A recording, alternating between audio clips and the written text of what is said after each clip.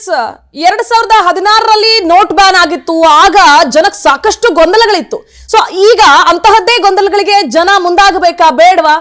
ಏನು note ban ಆಗುತ್ತೆ, ಯಾವಾಗ, ಯಾವ ರೀತಿಯಾಗಿ ಇದನ್ನ ಅರ್ಥೈಸ್ಕೊಳ್ಬೇಕು, ಜನಕ್ಕೆ ಅರ್ಥ ಆಗೋ ರೀತಿಯಲ್ಲಿ ತಿಳಿಸ್ಕೊಡೋದಕ್ಕೆ ನಮ್ ಜೊತೆ ಈಗ ನೇರ ಸಂಪರ್ಕದಲ್ಲಿ ಜಾಯ್ನ್ ಆಗ್ತಾ ಇದ್ದಾರೆ ನಮ್ಮ ವಿಸ್ತಾರ ವಾಹಿನಿಯ ಕಾರ್ಯನಿರ್ವಾಹಕ ಸಂಪಾದಕರಾಗಿರುವಂತಹ ಶರತ್ MS ಸರ್ ಅವರು.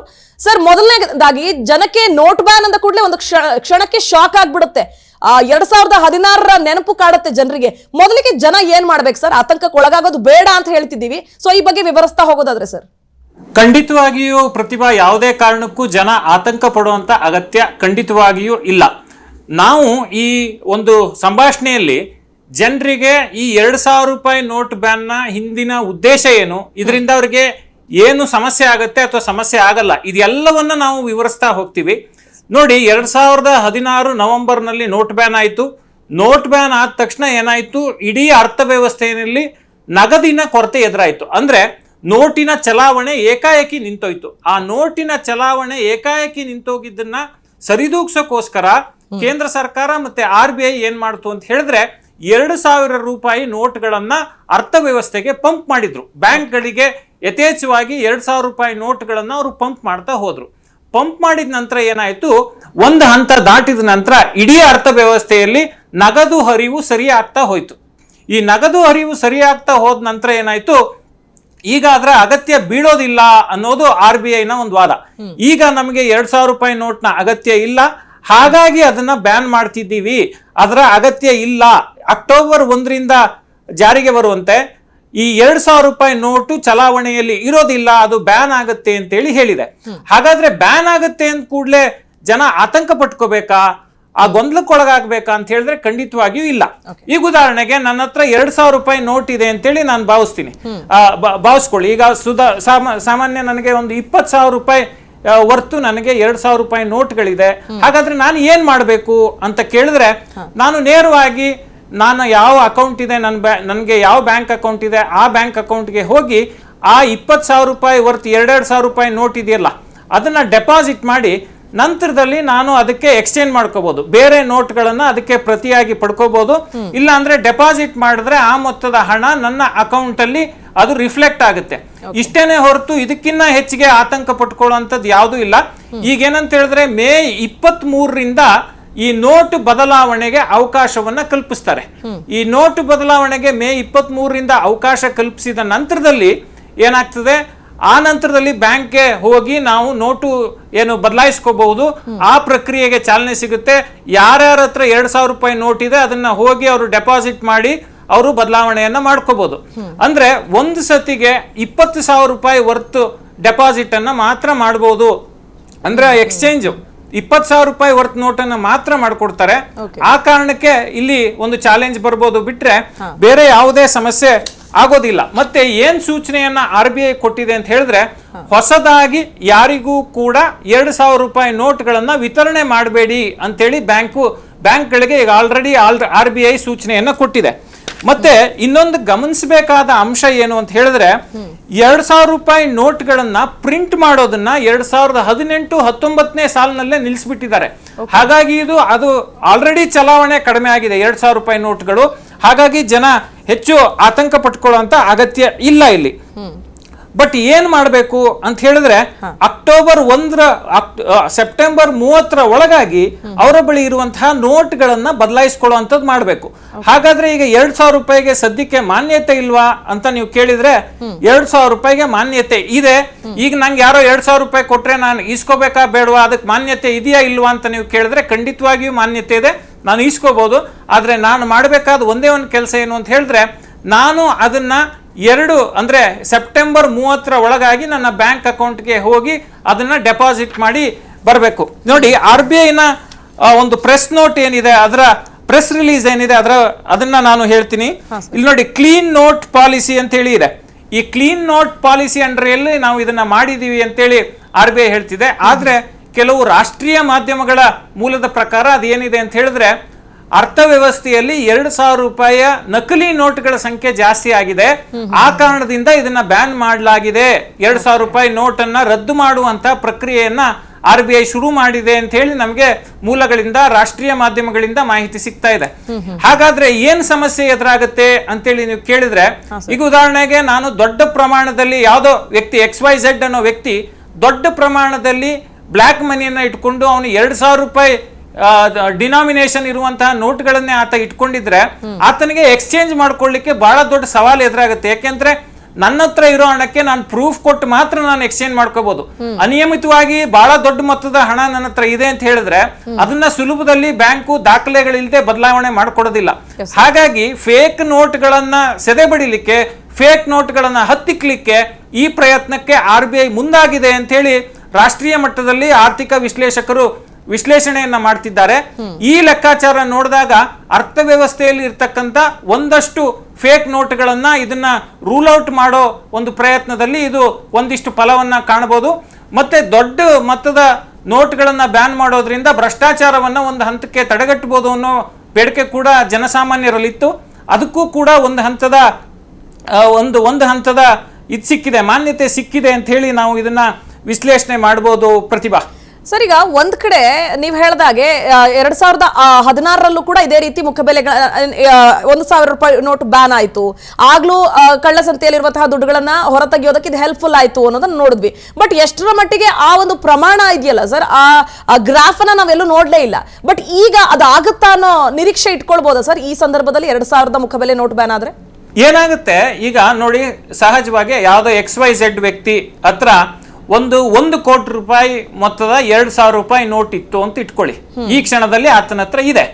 ಆತ ಬದಲಾವಣೆ ಮಾಡ್ಕೋಬೇಕು ಬ್ಯಾಂಕ್ ಹೋಗಿ ಆ 1 ಕೋಟಿ ರೂಪಾಯಿ ಮೊತ್ತದ 2,000 ರೂಪಾಯಿ ನೋಟನ್ನ ಅಂತ ಹೇಳಿದ್ರೆ ಬ್ಯಾಂಕು ಏಕಾಏಕಿ ಆ ನೋಟ್ಗಳನ್ನ ತಗೊಂಡು ನಿಮಗೆ ಎಕ್ಸ್ಚೇಂಜ್ ಮಾಡಿಕೊಡೋದಿಲ್ಲ. ಅದಕ್ಕೆ ದಾಖಲೆಯನ್ನ ಕೇಳುತ್ತೆ. ನಿನ್ನ ಹತ್ರ 1 ಕೋಟಿ ರೂಪಾಯಿ ವರ್ತು 2,000 ರೂಪಾಯಿಯ ನೋಟ್ಗಳಿದ್ದಾವಲ್ಲ, ಅದಕ್ಕೆ ಏನು ದಾಖಲೆ, ಅದಕ್ಕೆ ಆಧಾರ ಏನು, ಈ ಆದಾಯ ಎಲ್ಲಿಂದ ಬಂದಿದೆ ಅನ್ನೋ ಪ್ರಶ್ನೆಯನ್ನ ಬ್ಯಾಂಕ್ ಎತ್ತುತ್ತೆ.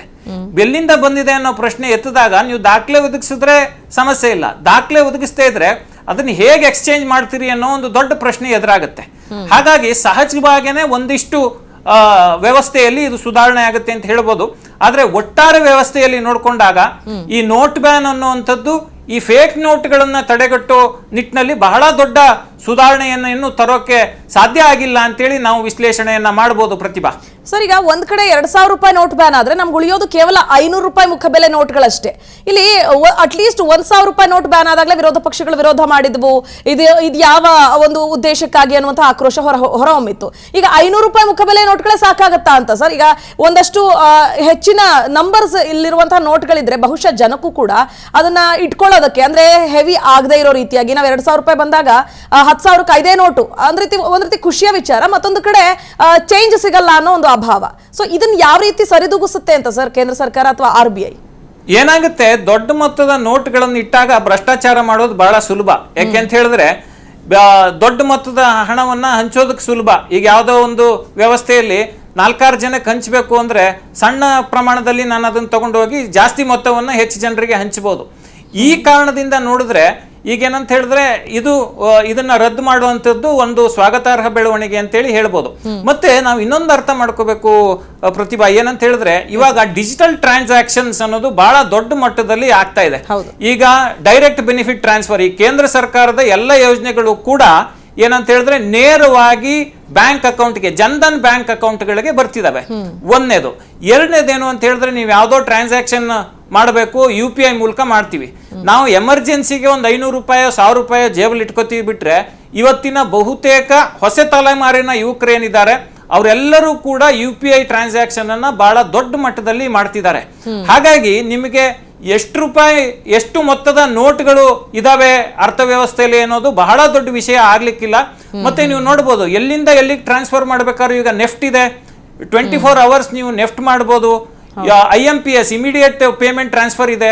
ಈ ರೀತಿಯ ವ್ಯವಸ್ಥೆ ಇರುವಾಗ ಯಾವುದೇ ಕಾರಣಕ್ಕೂ ಇದೊಂದು ದೊಡ್ಡ ಸಮಸ್ಯೆ ಅಂತೇಳಿ ಕಾಣಿಸೋದಿಲ್ಲ. ಪ್ರತಿಭಾ ಸರ್, ಈಗ ಕೇಂದ್ರ ಸರ್ಕಾರ ಹೇಳ್ತಾ ಇತ್ತು ಡಿಜಿಟಲ್ ಇಂಡಿಯಾ ಅಂತ. ಸೊ ಆ ಡಿಜಿಟಲ್ ಇಂಡಿಯಾವನ್ನ ಮಾಡೋದಕ್ಕೆ ಅಂತ ಹಂತವಾಗಿ 2016ರಿಂದಲೇ ಇದಕ್ಕೆ ಕಾಮಗಾರಿ ಆರಂಭ ಆಯ್ತು ಅನ್ನೋದನ್ನ ಬಹುಶಃ ನಾವು ಇಲ್ಲಿಗೆ ಅದನ್ನ ಈ ಮಟ್ಟಕ್ಕೆ ತಂದು ನಿಲ್ಲಿಸುವಂತಹ ಒಂದು ನಿರ್ಧಾರ ಇದೆಯಲ್ಲ, ಇಲ್ಲ ಆಲ್ಮೋಸ್ಟ್ ಸಕ್ಸಸ್ ಕಾಣ್ತು ಅಂತ ಹೇಳ್ಬೋದಾ ಸರ್? ಇಲ್ಲಿ ಆರ್ಥಿಕ ಸುಧಾರಣೆ ಯಾವ ರೀತಿಯಾಗಿ ಆಗತ್ತೆ ಇನ್ನು ಮುಂದೆ ಅಂತ? ಆರ್ಥಿಕ ಸುಧಾರಣೆ ಎಷ್ಟರ ಮಟ್ಟಿಗೆ ಸಕ್ಸಸ್ ಆಯಿತು ಅಂತೇಳಿ ಇದರ ಆಧಾರದ ಮೇಲೆ ವಿಶ್ಲೇಷಣೆ ಮಾಡೋದು ಕಷ್ಟ. ಆದರೆ ಪ್ರಮುಖವಾಗಿ ನಾವು ಡಿಜಿಟಲ್ ಪೇಮೆಂಟ್ಸ್ ಅಂತ ಬಂದರೆ ಪ್ರತಿ ದಿನವೂ ನಾವು ಇನ್ನೊಂದು ಹಂತದ ಬೆಳವಣಿಗೆಯನ್ನು ಸಾಧಿಸ್ತಿದ್ದೀವಿ ಅಂತೇಳಿ ಕಡಾಖಂಡಿತವಾಗಿ ಹೇಳ್ಬೋದು. ಯಾಕೆಂತ ಹೇಳಿದ್ರೆ ನೋಡಿ, national payments corporation of India ಅಂತೇಳಿ ಒಂದು ವ್ಯವಸ್ಥೆ ಇದೆ. ಅವ್ರು ಏನಂತ ಹೇಳಿದ್ರೆ ಈ ಪೇಮೆಂಟ್ ಆಟೋಮೇಷನ್ಗೋಸ್ಕರನೇ ಕೆಲಸ ಮಾಡ್ತಾರೆ. ಅಂದರೆ ನೆಫ್ಟ್ ಮಾಡೋದಿರ್ಬೋದು ಅಥವಾ IMPS ಮಾಡೋದಿರ್ಬೋದು, ಬ್ಯಾಂಕ್ನಿಂದ ಬ್ಯಾಂಕ್ಗೆ ಹಣ ಟ್ರಾನ್ಸ್ಫರ್ ಆಗೋದಿರ್ಬೋದು. ಈಗ ICICI ಬ್ಯಾಂಕ್ ಅಂತಿರುತ್ತೆ, ಆ ಬ್ಯಾಂಕ್ನಿಂದ SBIಗೆ ಟ್ರಾನ್ಸ್ಫರ್ ಆಗಬೇಕು ಹಣ ಅಂತ ಹೇಳಿದ್ರು ಕೂಡ ಆಗುತ್ತೆ. ಈ ವ್ಯವಸ್ಥೆ ಎಲ್ಲವನ್ನ ರೂಪಿಸಿದ್ದು national payments corporation of India. ಅದೇ ವ್ಯವಸ್ಥೆ ಇದು ನ್ಯಾಷನಲ್ ಪೇಮೆಂಟ್ಸ್ ಕಾರ್ಪೊರೇಷನ್ ಆಫ್ ಇಂಡಿಯಾನೇ UPI ವ್ಯವಸ್ಥೆಯನ್ನು ಕೂಡ ಮಾಡಿದೆ, ಯೂನಿಫೈಡ್ ಪೇಮೆಂಟ್ ಇಂಟರ್ಫೇಸ್ ಅನ್ನ. ಇದನ್ನ ಈಗ ಸಿಂಗಾಪುರ್ ಸೇರಿದಂತೆ ಬೇರೆ ಬೇರೆ ರಾಷ್ಟ್ರಗಳು ಕೂಡ ಈ ವ್ಯವಸ್ಥೆಯನ್ನ ನೋಡ್ತಿದ್ದಾವೆ. ಅದನ್ನ ಒಪ್ಕೊಳ್ಳೋ ನಿಟ್ಟಿನಲ್ಲಿ ಒಂದು ಮಾತುಕತೆ ಕೂಡ ನಡೀತಿದೆ. ಹಾಗಾಗಿ ಡಿಜಿಟಲ್ ಪೇಮೆಂಟ್ ನಲ್ಲಿ ದೊಡ್ಡ ಕ್ರಾಂತಿ ಆಗಿದೆ. ಅದಕ್ಕೆ ಈ ನೋಟ್ ಬ್ಯಾನ್ ಮಾಡಿದ್ದಾರೆ ಅಂತೇಳಿ ನಾವು ವಿಶ್ಲೇಷಣೆ ಮಾಡೋಕ್ಕಾಗಲ್ಲ. ಈ ನೋಟ್ ಬ್ಯಾನ್ ಮಾಡಿರೋ ಮೂಲ ಉದ್ದೇಶ ಏನಿರಬಹುದು ಅಂತ ನಾವು ಅಂದಾಜು ಮಾಡಿದ್ರೆ ಮತ್ತೆ ರಾಷ್ಟ್ರೀಯ ವಾಹಿನಿಗಳಲ್ಲಿ ವಿಶ್ಲೇಷಣೆ ಮಾಡ್ತಿರೋದನ್ನ ನೋಡಿದ್ರೆ ಪ್ರಮುಖವಾಗಿ ಈ ನೋಟ್ ಬ್ಯಾನ್ ಅನ್ನ ಮಾಡೋದ್ರಿಂದ ಫೇಕ್ ಕರೆನ್ಸಿ ಏನಿದೆ, 2,000 ರೂಪಾಯಿ ನಕಲಿ ನೋಟ್ಗಳೇನಿದಾವೆ ಅವು ಅರ್ಥವ್ಯವಸ್ಥೆಯಿಂದ ಹೊರಗೋಗ್ತವೆ. ಈ 2,000 ರೂಪಾಯಿ ನಕಲಿ ನೋಟನ್ನು ತಗೊಂಡೋಗಿ ಬ್ಯಾಂಕಿಗೆ ಕೊಡಕ್ಕಾಗಲ್ಲ, ಅವ್ರು ಅದನ್ನ ತಗೊಳ್ಳೋದಿಲ್ಲ. ಈಗ ನಾ 2,000 ರೂಪಾಯಿ ನೋಟ್ ಕೊಟ್ಟ ತಕ್ಷಣ ಅದರ ಕ್ರೆಡಿಬಿಲಿಟಿಯನ್ನ ಬ್ಯಾಂಕ್ನವ್ರು ಚೆಕ್ ಮಾಡ್ತಾರೆ, ಅದರ ಅಥೆಂಟಿಸಿಟಿಯನ್ನ ಚೆಕ್ ಮಾಡ್ತಾರೆ. ಬ್ಯಾಂಕ್ ಆ ಒಂದು ನೋಟ್ನ ಸೀಕ್ವೆನ್ಸ್ ಇರುತ್ತೆ, ಸೀರೀಸ್ ಇರುತ್ತೆ, ಇಂತಿಂತ ನಂಬರ್ ಅಂತ ಇರುತ್ತೆ. ಅದನ್ನೆಲ್ಲ ಚೆಕ್ ಮಾಡಿದ ನಂತರ ಆ ಬ್ಯಾಂಕ್ ಆ ನೋಟು ಅಸ್ಲಿನೋ ನಕಲಿನೋ ಅಂತೇಳಿ ಅವ್ರಿಗೆ ಬಹಳ ಸುಲಭದಲ್ಲಿ ಗೊತ್ತಾಗುತ್ತೆ.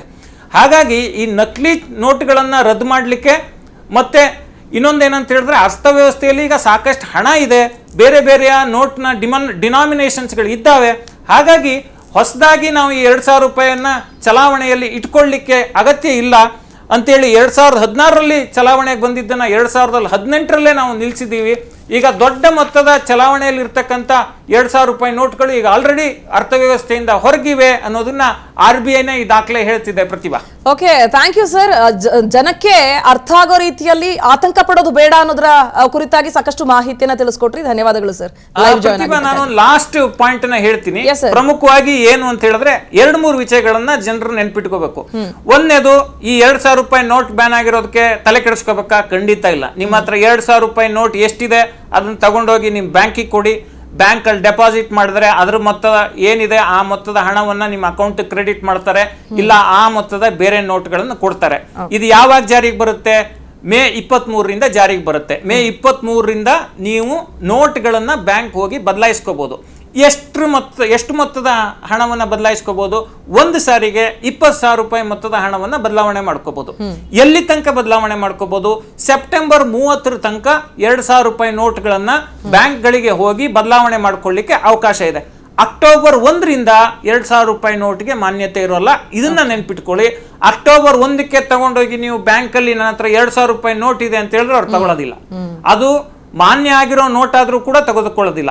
ಮತ್ತೆ ಟ್ರಾನ್ಸಾಕ್ಷನ್ಗೆ ಈಗ ನಿಮ್ ಸ್ನೇಹಿತರು ಇನ್ಯಾವುದೋ ಬ್ಯಾಂಕಲ್ಲೋ ಅಥವಾ ಇನ್ಯಾವುದೋ ಮೆಡಿಕಲ್ ಶಾಪಲ್ಲೋ ನಿಮ್ಗೆ 2,000 ರೂಪಾಯಿ ಯಾರೋ ಚೇಂಜ್ ಅಂತ ವಾಪಸ್ ಕೊಟ್ರೆ ನಾನು ತಗೊಳ್ಳಲ್ಲ ಅಂತ ನೀವು ಹೇಳಕ್ಕಾಗಲ್ಲ. ಯಾಕೆಂದ್ರೆ ಅದು ಮಾನ್ಯತೆ ಇದೆ.